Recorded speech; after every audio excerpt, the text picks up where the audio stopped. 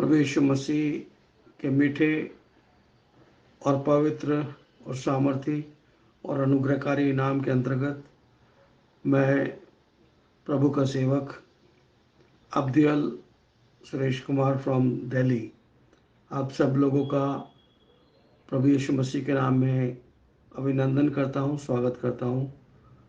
सब भाई बहनों को शालोम अलैकुम।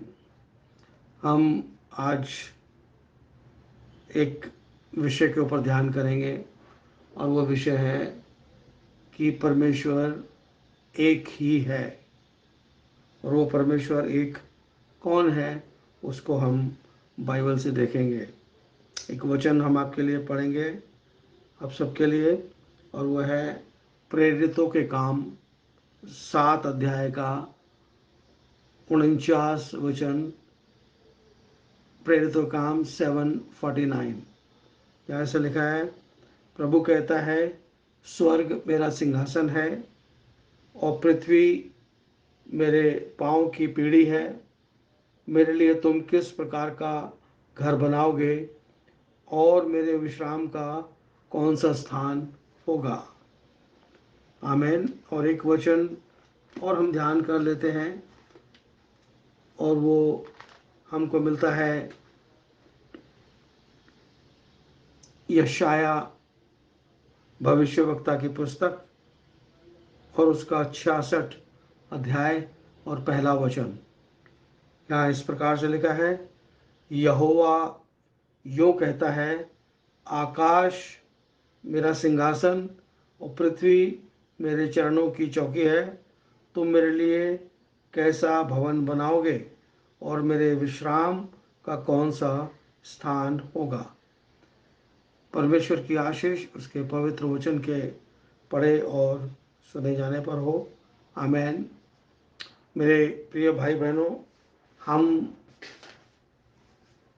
जिनको परमेश्वर ने ये अनुग्रह दिया है कि हम उसके पवित्र वचन को अपने आत्मा में समझकर अपने हृदय के अंदर रख सकें, वो परमेश्वर हमें साफ शब्दों में एक बयान करता है कि परमेश्वर एक है। परंतु इस जगत के अंदर एक बड़ी दुविधा चलती है और वो परमेश्वर को 3 भागों में डिवाइड कर देते हैं, बांट देते हैं और बोलते हैं पिता और पुत्र और पवित्र आत्मा, अर्थात father, son and holy ghost. परंतु मेरे अजीज भाई और बहनों, ये ऐसा बिल्कुल भी नहीं है, क्योंकि परमेश्वर ने अपने आप को जाहिर किया है 3 तरीके से। अगर हम इसको इंग्लिश में बोलेंगे तो बोलेंगे God manifested himself in 3 attributes और इन 3 स्टेजेस। जब हम परमेश्वर के बारे में बात करते हैं तो ये इतना सिंपल नहीं है मनुष्य को अपनी बुद्धि से समझने के लिए, और बिल्कुल भी मनुष्य अपनी बुद्धि से इसको नहीं समझ सकता। और उसको समझने के लिए हर एक इंसान को पवित्र आत्मा की सहायता चाहिए, क्योंकि पवित्र आत्मा परमेश्वर का जीवन है और परमेश्वर का आत्मा है। वही मनुष्य को समझाने के लिए इस पृथ्वी के ऊपर उनका कार्य रखा है और वो ही इस बात को समझा सकते हैं कि वास्तव में ये क्या भेद है कि परमेश्वर ने अपने आप को इस पृथ्वी के ऊपर इस तरीके से क्यों जाहिर किया कि लोगों को इस बात को समझ में नहीं आता है। और इस बात को समझने के लिए हमें हमेशा एक चीज़ का ध्यान रखना चाहिए कि परमेश्वर की एक प्रोफेसी है, एक भविष्यवाणी है और एक प्रतिज्ञा भी है। परमेश्वर ने शुरू में जब प्रभु यीशु मसीह इस पृथ्वी के ऊपर आए तो उन्होंने लोगों से दृष्टांतों में बात करनी शुरू की। और जब दृष्टांतों में बात करनी शुरू की तो चेले उनसे कुड़कुड़ाते थे। चेले क्योंकि मनुष्य थे और वो परमेश्वर का इस पृथ्वी के ऊपर मैनिफेस्टेशन था, और परमेश्वर जब उस बदन के अंदर निवास करके अपने कार्य को कर रहा था, तो वो बोलने वाला स्वयं परमेश्वर है। और परमेश्वर की बात को मनुष्य इतनी आसानी से कैसे समझ सकते हैं? ये एक बड़ी बात है जिसको लोग नहीं समझते। मैं एक वचन पढ़ता हूँ, आपको समझ में आएगा। मती रचित सुसमाचार, उसका 13 अध्याय और उसके 10 और 11 वचन को हम देखते हैं। यहाँ लिखा है, चेलों ने उसके पास आकर उससे कहा, तू लोगों से दृष्टांतों में क्यों बातें करता है? उसने उत्तर दिया, तुमको स्वर्ग राज्य के भेदों की समझ दी गई है, पर उनको नहीं। 12वें वचन में लिखा है, जिनके पास है उसे दिया जाएगा ताकि बहुत हो जाए, पर जिसके पास नहीं है, जो कुछ उसके पास है उससे ले लिया जाएगा। आगे 13 वचन में कहते हैं, मैं दृष्टांतों में इसलिए बातें करता हूं कि वे देखते हुए नहीं देखते और सुनते हुए नहीं सुनते और नहीं समझते। 14 वचन में लिखा है, इसलिए उनके विषय में यशाया की यह भविष्यवाणी पूरी होती है कि तुम कानों से तो सुनोगे पर समझोगे नहीं, आंखों से तो देखोगे पर सूझेगा नहीं। 15 वचन में लिखा है, क्योंकि उन लोगों का मन मोटा हो गया है, वे कानों से ऊंचा सुनते हैं और उन्होंने अपनी आंखें मूंद दी हैं, कहीं ऐसा ना हो कि देखो वे कानों से सुने और मन से समझे और फिर मैं उन्हें चंगा करूं। तो ये बात जो यहाँ पर आई है वो ये कहती है कि इस पृथ्वी के ऊपर दो प्रकार के लोग होंगे, और वो दो प्रकार के लोग, एक प्रकार के लोग ये होंगे जो परमेश्वर उनसे बात करेंगे, वो उसको अच्छे से समझेंगे। समझने के प्रभाव से वो बातों को अपने हृदय के अंदर रख लेंगे, क्योंकि इस पृथ्वी के ऊपर जो मनुष्य को परमेश्वर ने रखा है, उसके पास दो स्थान हैं जहां पे वो किसी बात को रख सकता है। अच्छी बात को रखने के लिए परमेश्वर ने मनुष्य का हृदय बनाया, और जो गलत बातें हैं उनको मनुष्य अपने दिमाग में रखता है।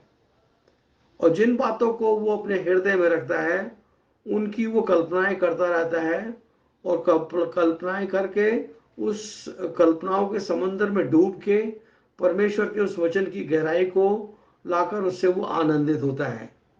परंतु जो बातें मनुष्य अपने दिमाग में रखता है वो बुरी कल्पनाएं होती हैं, और वो मनुष्य के हृदय के अंदर बहुत से प्रकार का ऐब या बुराई उत्पन्न करती हैं, जिससे मनुष्य बहक कर परमेश्वर से दूर चला जाता है।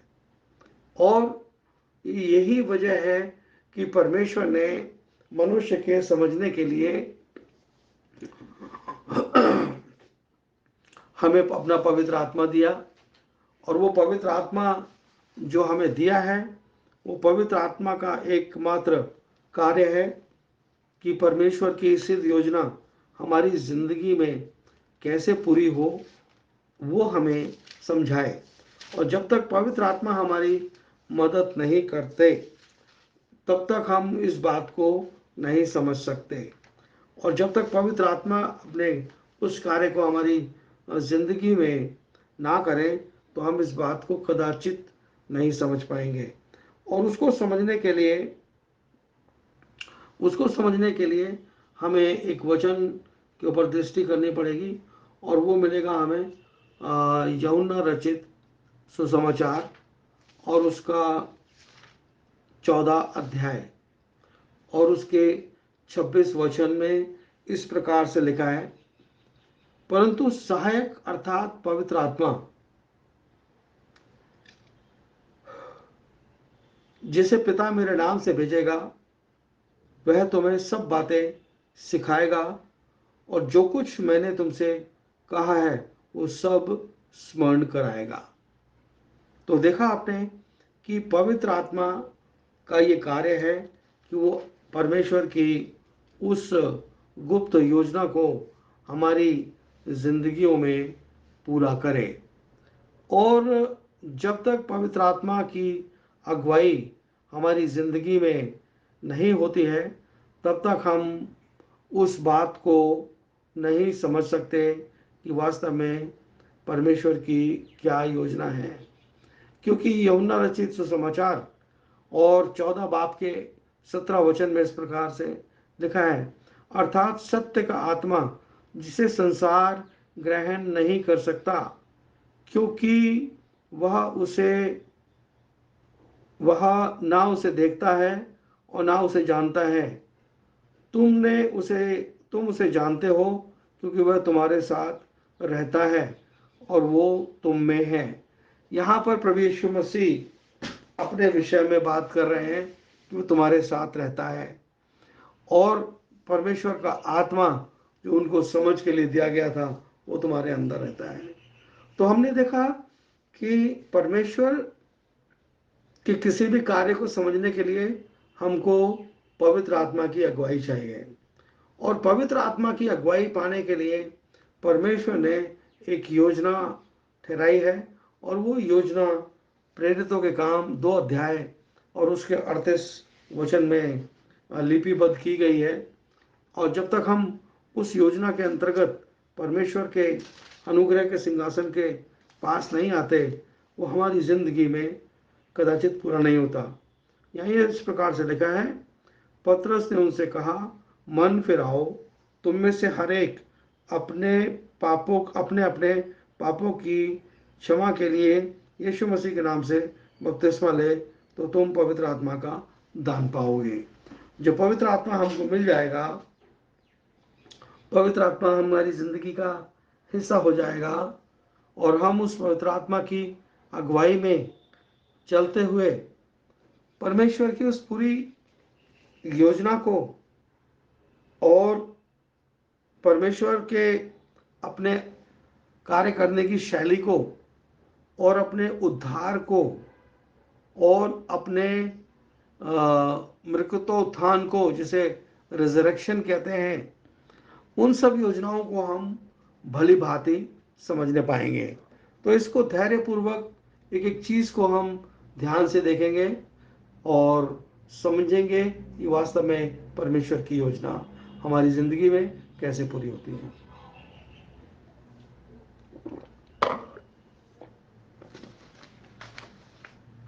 दुनिया के लोगों के लिए परमेश्वर 3 भागों में काम करता है या परमेश्वर में 3 लोग काम करते हैं मगर परमेश्वर एक ही है। परमेश्वर एक है और इसके लिए हमें बहुत सारे परमेश्वर के पवित्र बाइबल से वचन हमें दिए गए हैं जिनको हम दृष्टि में ला सकते हैं। और एक वचन मैं पढ़ूंगा, वहाँ पर इस प्रकार से लिखा है, इब्रानियों और उसका 13 अध्याय, इब्रानियों उसका 13 अध्याय और उसके 8 वचन में लिखा है, यीशु मसीह कल और आज और युगानुयुग एक सा है। देखा आपने, यीशु मसीह कल आज और युगानुयुग एक सा है, वो कभी बदलता नहीं।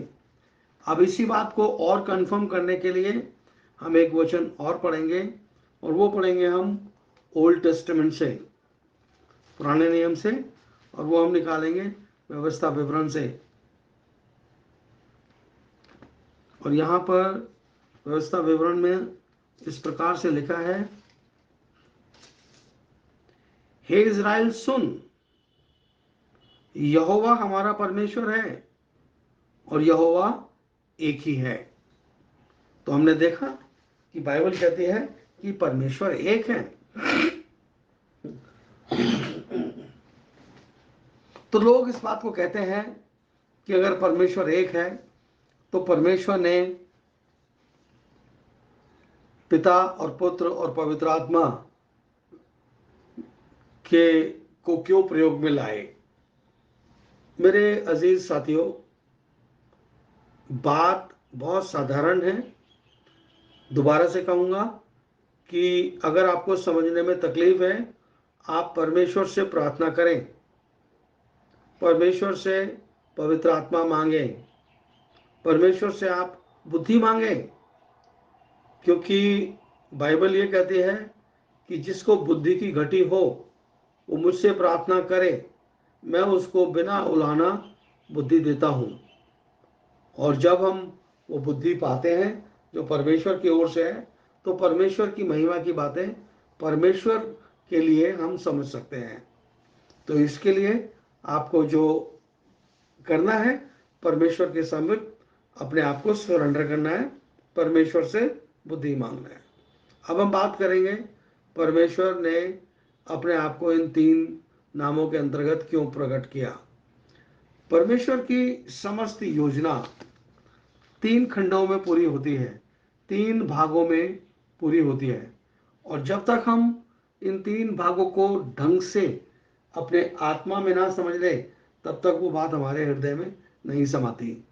और वो 3 सेक्शन या 3 खंड कौन से हैं उसको हम देखेंगे।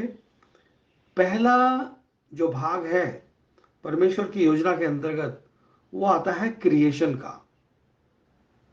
जब तक हम क्रिएशन की बात करते हैं, तो अब यहाँ पे देखते हैं कि क्रिएशन को करने के लिए स्वयं यहोवा परमेश्वर ने अपने आप को आगे बढ़ाया और उसने पूरे ब्रह्मांड को, जो कुछ भी देखने में आता है, उसकी रचना करी। जो कुछ भी देखने आता है उसकी उसने रचना करी।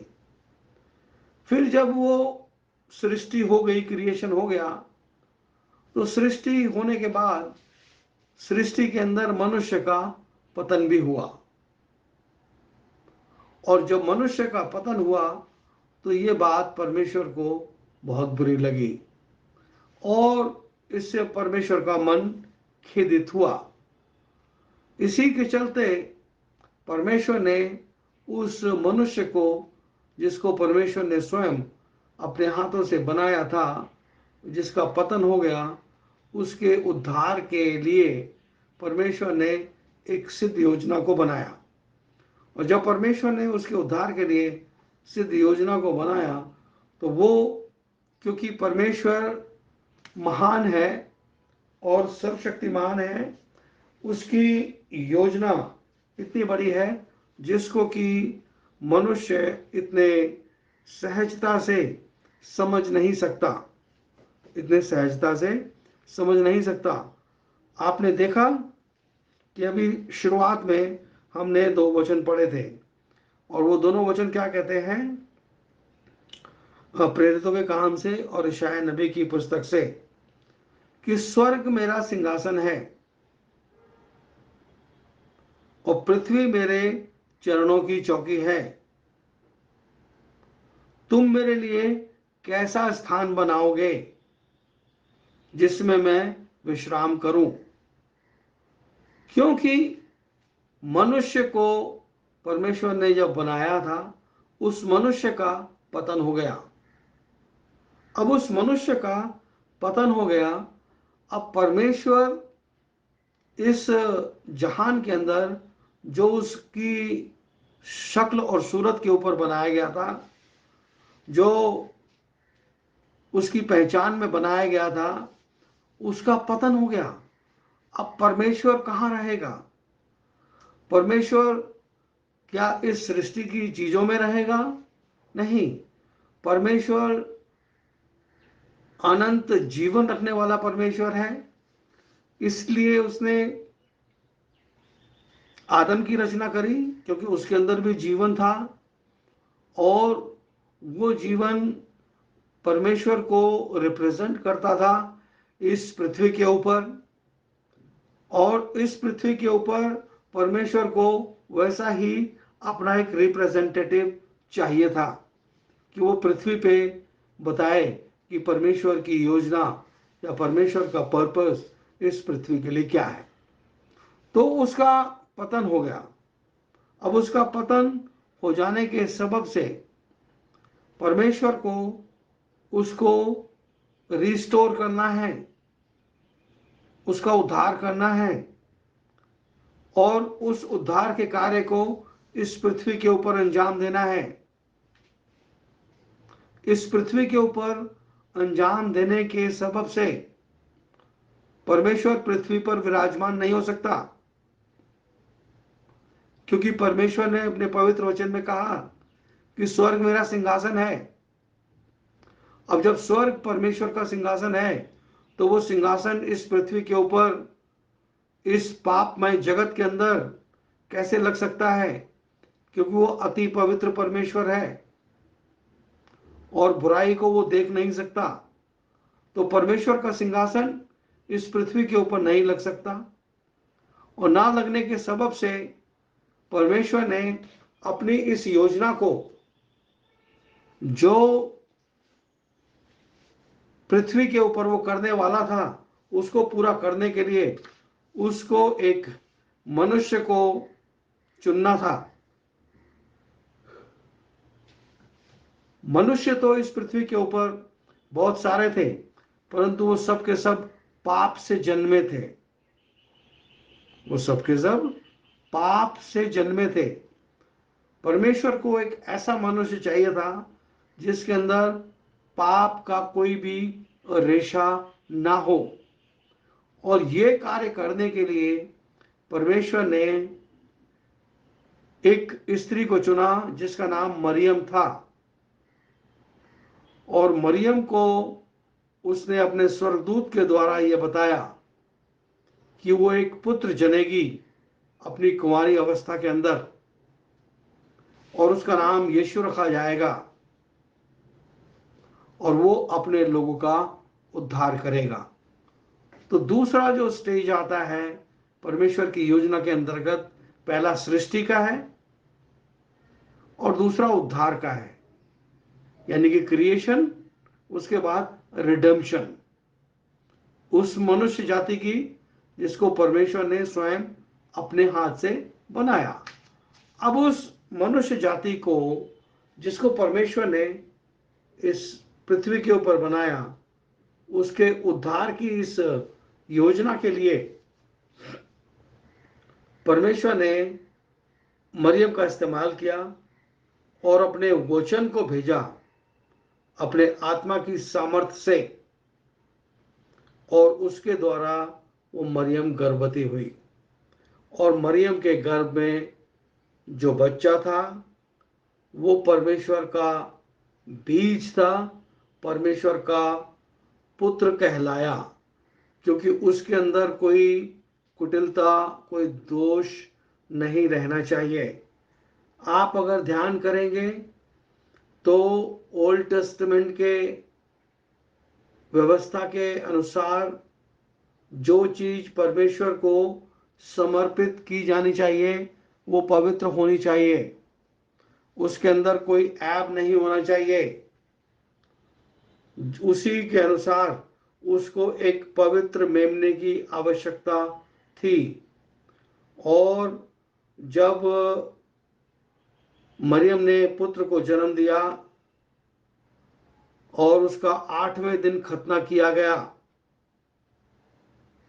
और परमेश्वर की योजना उसके अंदर सिद्ध होनी शुरू हुई और उसने यूहन्ना बपतिस्मा लेने वाले से बपतिस्मा लिया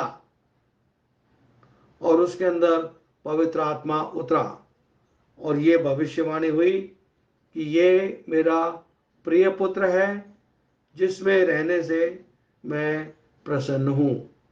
और परमेश्वर ने इस बात की मोहर लगा दी कि ये मेरा प्रिय पुत्र है, अर्थात ये मुझसे ही जन्मा है, अर्थात उसके अंदर कोई पाप नहीं है, उसके अंदर कोई ऐब नहीं है।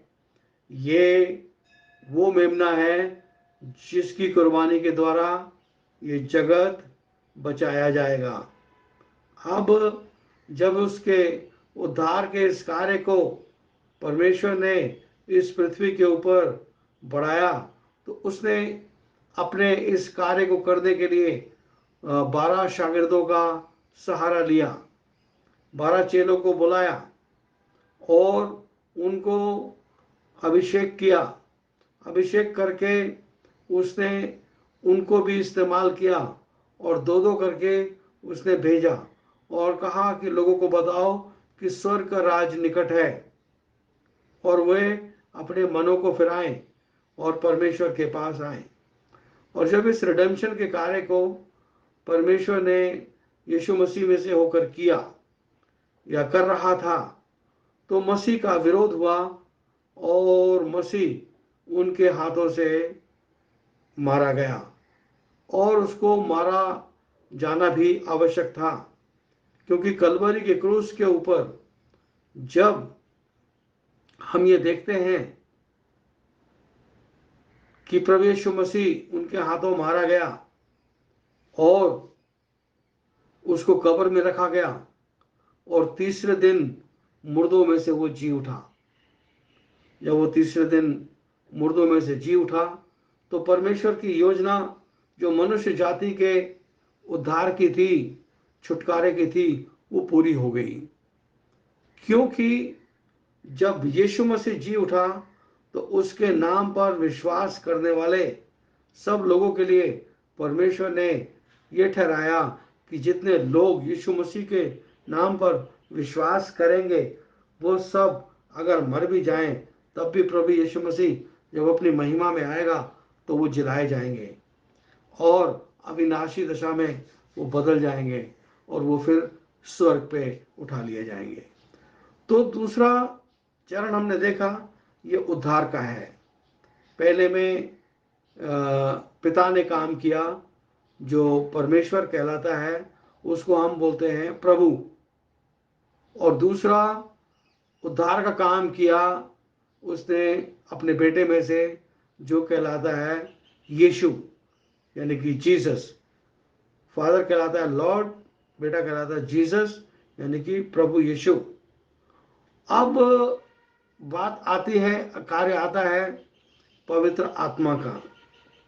अब इस ये पहला कहलाता है क्रिएशन, सृष्टि, दूसरा कहलाता है उद्धार, और जो तीसरा है ये कहलाता है रीजनरेशन, एज ऑफ रीजनरेशन।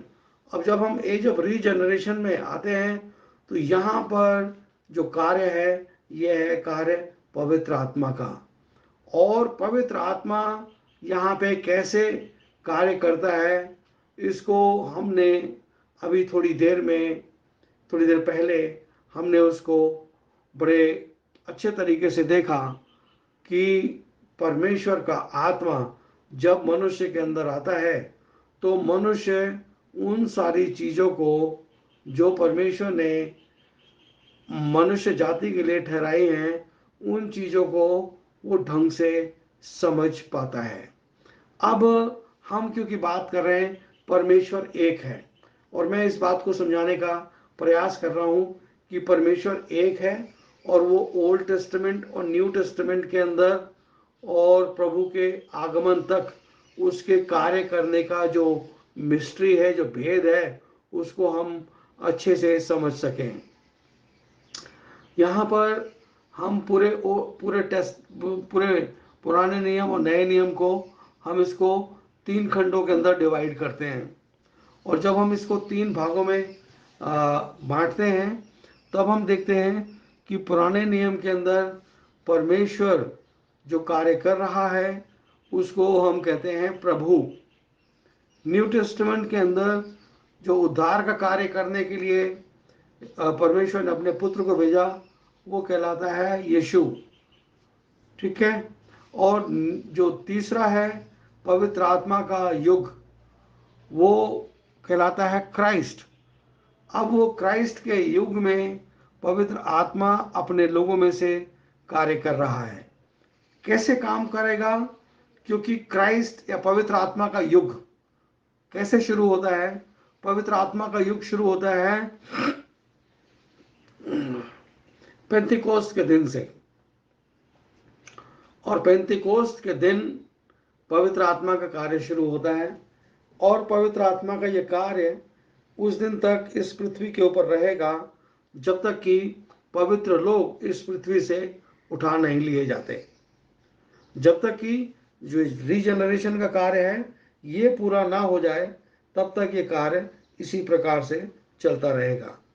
और जब हम इस कार्य को पूरा होते हुए देखते हैं तब हमें एक बात यह समझ में आती है कि परमेश्वर जो कि बहुत बड़ा बुद्धिमान है, उससे बढ़कर बुद्धि यहाँ संसार में इवन इस मॉडर्न टेक्नोलॉजी के पास भी नहीं है, क्योंकि मॉडर्न टेक्नोलॉजी को मनुष्य ने बनाया और परमेश्वर ने उस मनुष्य को ये बुद्धि दी कि इस टेक्नोलॉजी का वो ईजाद करे। तो परमेश्वर की उस बुद्धि को देखिए जिसने उन लोगों को बुद्धि दी। तो परमेश्वर ने इस पूरे कार्य को करने के लिए शुरू में ही इस कार्य को अपने मन में रखा कि वो इन 3 स्टेज के अंदर इस पूरे कार्य को करेगा, अर्थात क्रिएशन, रिडेम्पशन और रीजनरेशन। जब क्रिएशन की तो पिता ने कार्य किया और पिता ने कार्य करके उस पूरी सृष्टि को अपने वजूद में लाया, और वजूद में जब मनुष्य का पतन हुआ तो पुत्र का कार्य शुरू हुआ और पुत्र ने उस रिडेम्पशन के, उस उद्धार के कार्य को पूरा किया। अब ये रीजनरेशन का कार्य है। रीजनरेशन क्या? जैसे परमेश्वर ने अपनी योजना को मसीह में पूरा किया तो वो लोग जो अनंत जीवन के लिए ठहराए गए हैं उन लोगों के अंदर आज पवित्र आत्मा काम करता है। कैसे काम करता है हम इस सारी चीज़ों को बड़े ध्यान से देखेंगे और थोड़ा स्टेप बाय स्टेप समझते चले जाएंगे। जब हम बात करते हैं पिता की या लॉर्ड की या क्रिएशन की, तो हम देखते हैं कि परमेश्वर जो है वो हमसे ऊपर स्वर्ग में विराजमान है। परमेश्वर कहाँ है? स्वर्ग में विराजमान है। और उसने इस बात को अपने पवित्र वचन में भी कंफर्म किया कि स्वर्ग मेरा सिंहासन है और पृथ्वी मेरे चरणों की चौकी है, और तुम मेरे लिए कैसा स्थान बनाओगे। अभी हमने बात की कि जब प्रभु यीशु मसीह यूहन्ना बपतिस्मा लेने वाले से बपतिस्मा लेकर निकले तो पवित्र आत्मा उनके ऊपर आके ठहर गया और ये आकाशवाणी हुई कि ये मेरा प्रिय पुत्र है जिसमें रहने से मैं प्रसन्न हूं। तो परमेश्वर का निवास स्थान होने के लिए परमेश्वर ने यीशु मसीह को इस पृथ्वी के ऊपर भेजा। कि किस परमेश्वर को? गॉड, जो परमेश्वर जो स्वर्ग में है, जो स्वर्ग में विराजमान है, वो अपवित्र चीज के में रह नहीं सकता था। उसके लिए एक पवित्र स्थान चाहिए था, और वो पवित्र स्थान कौन हुआ? वो हमारा प्रभु यीशु मसीह हुआ। उस पवित्र स्थान, उस पवित्र यीशु मसीह में आकर परमेश्वर ने अपना डेरा किया। और जब उसने ये डेरा किया तो एक बात पूरी होती है। वो बात कौन सी पूरी होती है? इशाया नबी की पुस्तक के अंदर एक वचन आया और वो कहता है कि एक कुंवारी गर्भवती होगी और वो पुत्र जनेगी और तू उसका नाम इमैनुअल रखना, जिसका मतलब है परमेश्वर हमारे साथ। तो जब परमेश्वर उस यीशु के अंदर आ गया तो वो भविष्यवाणी पूरी हुई, गॉड विद अस। वो भविष्यवाणी पूरी हुई, गॉड विद अस, क्योंकि यीशु मसीह में परमेश्वर विराजमान है अपने वचन और अपने आत्मा के द्वारा, और ये भविष्यवाणी वहां पर पूरी होती है, गॉड विद अस।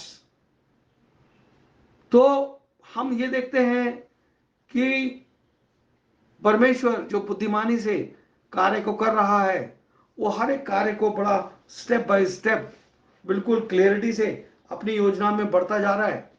मनुष्य उसको समझे या ना समझे, इससे परमेश्वर की योजना पे कोई असर नहीं पड़ता।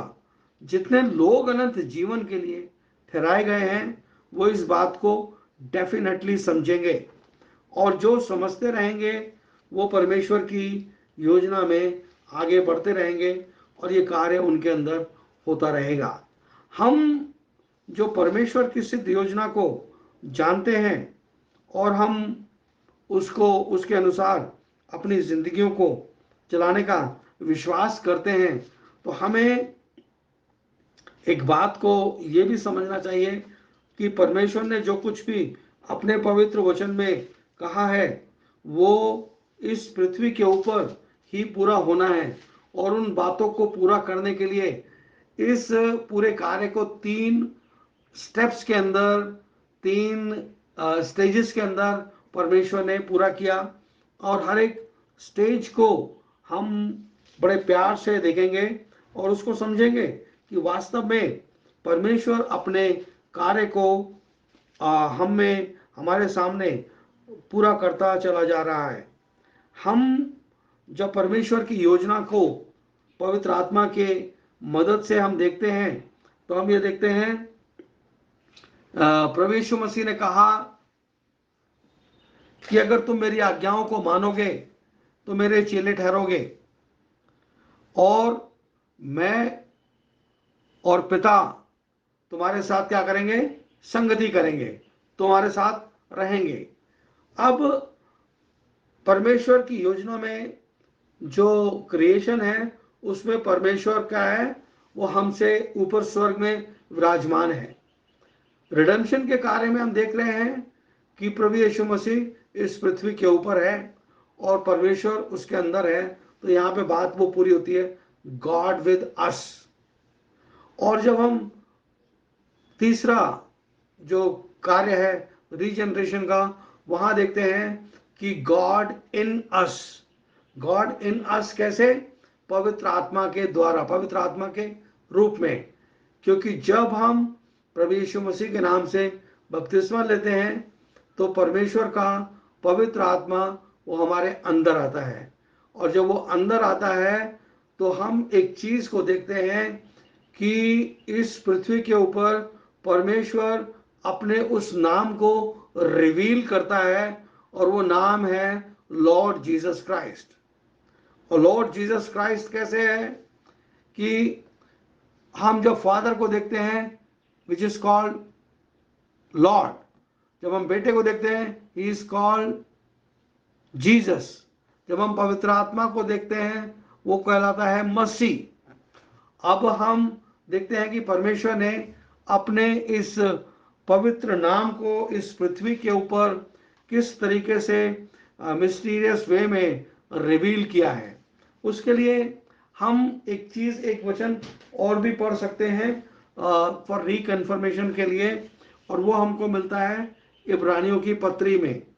क्या लिखा है इब्रानियों की पत्री में, उसके पहले 2 वचन पढ़ लेते हैं। पूर्व युग में परमेश्वर ने बाप, एक अध्याय का 1 और 2 वचन। पूर्व युग में परमेश्वर ने बाप दादों से थोड़ा थोड़ा करके और भांति भांति से भविष्यवक्ताओं के द्वारा बातें कर इन अंतिम दिनों में पुत्र के द्वारा बातें की, जिसे उसने सारी सृष्टि का वारिस और उसी के द्वारा सारी सृष्टि की रचना हुई है। तो परमेश्वर ने इस अंतिम युग में हमसे अपने बेटे के द्वारा बातें की और ये जाहिर कर दिया कि जो उद्धार का कार्य है वो यीशु मसीह में से होकर पूरा हुआ है। और पवित्र आत्मा का जो कार्य है, क्योंकि परमेश्वर कहता है कि वो तुम्हारे दिल के द्वार के ऊपर खटखटाता है, तुम अपना दरवाजा खोलो, वो तुम्हारे दिल के अंदर आकर रहना चाहता है। हमने प्रकाशित वाक्य में भी इस बात को पढ़ा है कि वो द्वार पर तुम्हारे खटखटाता है, और खटखटाता है, वो चाहता है कि हम दरवाजा खोलें और वो आके हमारे अंदर रहे। और जब तक हम अपने दिल के द्वार को उसके लिए खोलेंगे नहीं, तब तक वो हमारे दिल के द्वार के ऊपर खटखटाता रहेगा। और खटखटाने से हम क्या देखते हैं कि वो आज भी हमें इनवाइट करता है कि हम उसकी उस योजना को समझें। तो हम इस बात को फिर से समझेंगे, देखेंगे थोड़ा सा कि जो पिता और पुत्र और पवित्र आत्मा हैं, आप इनको तीन टाइटल के रूप में मान सकते हैं। तीन ऑफिस हैं। एक पिता का ऑफिस है जब परमेश्वर काम करता है, और ये तीन लोग नहीं है, एक ही लोग हैं। अब इस बात को मैं बार बार रिपीट कर रहा हूं, इसके लिए मैं एक वचन भी पढ़ देता हूं जो आपको ये समझने में थोड़ी सी मदद करेगा। और उसके लिए मुझे निकालना पड़ेगा यशाया नबी की पुस्तक और उसका 43 अध्याय 43 चैप्टर और 12 और 13 वचन। यहाँ इस प्रकार से लिखा है, मैं ही ने समाचार दिया। किसने समाचार दिया? मैंने ही समाचार दिया, अर्थात पिता ने ही समाचार दिया और उद्धार किया। कैसे? पुत्र में से होकर उद्धार किया। मैंने ही समाचार दिया, मैंने ही उद्धार किया। अब आप देख रहे हैं कि जो पहला ऑफिस है पिता का, उसने समाचार दिया, और पुत्र के ऑफिस में या स्टेज में रहकर उसने उद्धार किया। और आगे लिखा है, और वर्णन भी किया। पवित्र आत्मा के द्वारा उसने वर्णन किया अपने उस पूरे समाचार का। तो परमेश्वर की जो सिद्ध योजना है, जो परमेश्वर की सिद्ध योजना है, हम उस चीज को समझ सकते हैं, क्योंकि परमेश्वर ने बड़े परफेक्ट मैनर में इस चीज को तीन हिस्सों के अंदर बांटा है, और हर एक चीज की एक समय सीमा निर्धारित है। पिता ने कार्य किया ओल्ड टेस्टामेंट पीरियड के अंदर, और वही पिता फिर पुत्र में होकर कार्य कर रहा है न्यू टेस्टामेंट चर्च एज के अंदर, न्यू टेस्टामेंट के अंदर। और वही परमेश्वर पवित्र आत्मा में होकर कार्य कर रहा है चर्च एज के अंदर। और जब इसके अंदर काम करेगा तो हम देखते हैं कि कार्य करने वाला वही परमेश्वर है जिसने इशाया 43:12 के अंदर लिखा है, मैं ही ने समाचार दिया और उद्धार किया और वर्णन किया जब तुम्हारे बीच कोई पराया देवता ना था। इसलिए तुम मेरे साक्षी हो, यहोवा की ये वाणी है। मैं ही परमेश्वर हूं और भविष्य में भी मैं ही हूं। मेरे हाथ से कोई छुड़ा ना सकेगा। जब मैं काम करना चाहूं तो मुझे कौन रोक सकता है? तो ये परमेश्वर की एक बिल्कुल परफेक्ट योजना है, जिसको परमेश्वर आज इस पृथ्वी के ऊपर समझाने का अपने आत्मा के द्वारा हमें प्रयास करते हैं। उसको समझने में अगर हमें कोई भी डिफिकल्टी लगती है, तो मैंने जैसा पहले आपको बताया कि हमें परमेश्वर के पास जाना है, पवित्र आत्मा मांगना है, और परमेश्वर से उसकी बुद्धि मांगना है। अब जब परमेश्वर हमको अपनी बुद्धि से परिपूर्ण कर देगा, तो वो हमें अपने उस महिमा के वचन को भी अपने हमारे हृदय के अंदर समझा देगा कि वास्तव में परमेश्वर की योजना क्या है। क्योंकि हम इस पृथ्वी के ऊपर जानते हैं परमेश्वर ने एक नाम दिया है, परमेश्वर ने एक नाम दिया है, और वो नाम सारे नामों में श्रेष्ठ है। और हम जानते हैं प्रेरितों के काम 4 अध्याय और उसके 12 वचन में लिखा है कि आसमान के नीचे पृथ्वी के ऊपर कोई दूसरा नाम नहीं दिया गया है जिसके द्वारा उद्धार हो सके। तो परमेश्वर की जो ये योजना है, इसको हमें आज हमने समझा है, समझने का हम प्रयास कर रहे हैं। और जिन किसी को भी इस बात को समझने में तकलीफ आए, तो आप अपने पास्टर से बात करें, वो आपको इसको समझाने के लिए बिल्कुल उनको खुशी होगी कि वो इन बातों को आपको समझा सकें। और मैं आपको केवल एक बात ये कहना चाहता हूँ कि अगर आपको इस बात को समझने में कोई भी तकलीफ होती है, आप अपने पर्सनल डिवोशन टाइम में परमेश्वर से बुद्धि मांगे, क्योंकि परमेश्वर ने एक इंतज़ाम किया है और वो इंतज़ाम का नाम है प्रभु यीशु मसीह।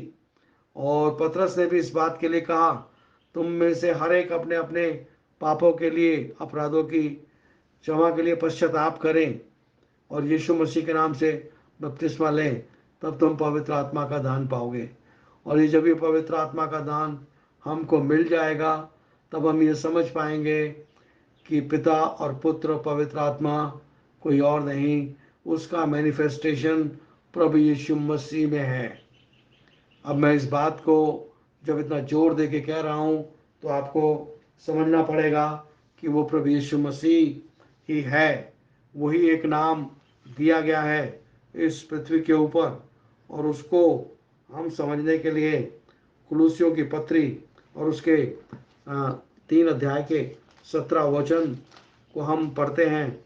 वहाँ लिखा है, वचन में या काम में जो कुछ करो प्रभु यीशु मसीह के नाम से करो। हमें केवल एक नाम दिया गया है, प्रभु यीशु मसीह के नाम से करो। प्रभु यीशु मसीह ही वो नाम है जिस नाम के अंदर सामर्थ है, जिस नाम के अंदर चंगाई है, जिस नाम के अंदर जीवन है। जो कुछ भी करो प्रभु यीशु मसीह के नाम से करो। और जब हम प्रभु यीशु मसीह के नाम से करते हैं, तो हमें एक बात को ध्यान रखना चाहिए कि बाइबल में मत्ती के 28 अध्याय के अंदर जो बात कोट की गई है कि पिता और पुत्र पवित्र आत्मा के नाम से बपतिस्मा दो, तो ये भेद आज आपके सामने खुल गया है कि पिता और पुत्र पवित्र आत्मा कोई और नहीं, वो प्रभु यीशु मसीह है। तो हमें यीशु मसीह के नाम में ही बपतिस्मा लेना है, और उस बपतिस्मे को लेने के बाद आपकी ज़िंदगी में पवित्र आत्मा का कार्य शुरू होगा। और पवित्र आत्मा ना केवल अब की बीते समय की सारी बातें, सृष्टि से लेकर उस मनुष्य के पतन की सारी बातें, और आने वाले समय में प्रभु यीशु मसीह जब आएगा तो उस दिन मुर्दे जिलाए जाएंगे और वो स्वर्गीय स्थानों में ले जाएगा, वो सारी योजना आपकी ज़िंदगी के अंदर पूरी करने वाले हैं। तो मेरे अजीज़ भाई और बहनों, मैंने अपनी इस बात को समझाया, मैं इसको फिर समअप कर देता हूँ शॉर्टकट में, ताकि आप इस मैसेज को रिपीट करके बार बार सुने, समझने का प्रयास करें। अगर आपकी कोई क्वेरी आती है तो आप अपने पास्टर के थ्रू भेज सकते हैं। हम अगर लोगों की कुछ दिलचस्पी रहने वाली है तो इस सेशन को हम कभी लाइव सेशन के रूप में भी डिस्कस कर सकते हैं, क्योंकि परमेश्वर की योजना है कि आप इस बात को जानें। और परमेश्वर इस बात को भी बताते हैं कि इस पृथ्वी के ऊपर 2 ग्रुप बने हुए हैं। एक पवित्र आत्मा की अगुवाई में चलता है और दूसरा दुष्ट आत्मा की अगुवाई में चलता है।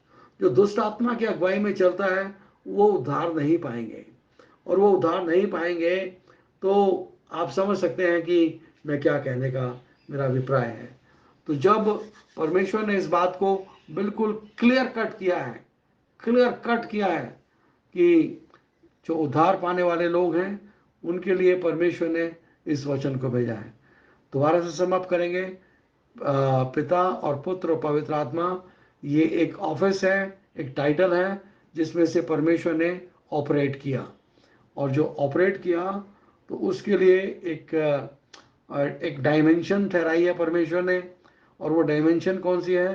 पिता जब काम करता है तो वो स्वर्ग में काम करता है, हाय अबव, और जो बेटा काम करता है वो हमारे साथ काम करता है, और जो पवित्र आत्मा कार्य करते हैं वो हमारे अंदर कार्य करते हैं। और एक डायमेंशन की हम बात करेंगे, पिता ने कार्य किया ओल्ड टेस्टामेंट पीरियड में, वही पिता काम करते हैं न्यू टेस्टामेंट पीरियड में, वो जीसस के थ्रू, जीसस में होके।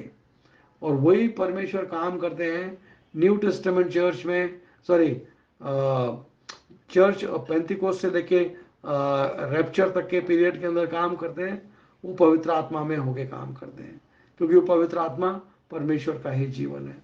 वही पिता प्रभु कहलाते हैं, वो बेटा यीशु कहलाते हैं और पवित्र आत्मा मसीह कहलाते हैं। पिता ने क्रिएशन किया और उसी पिता ने यीशु में से होकर रिडेम्पशन किया। वही पिता ने पवित्र आत्मा से होके रीजनरेशन के अंदर कार्य किया। यह हमारा उद्देश्य है।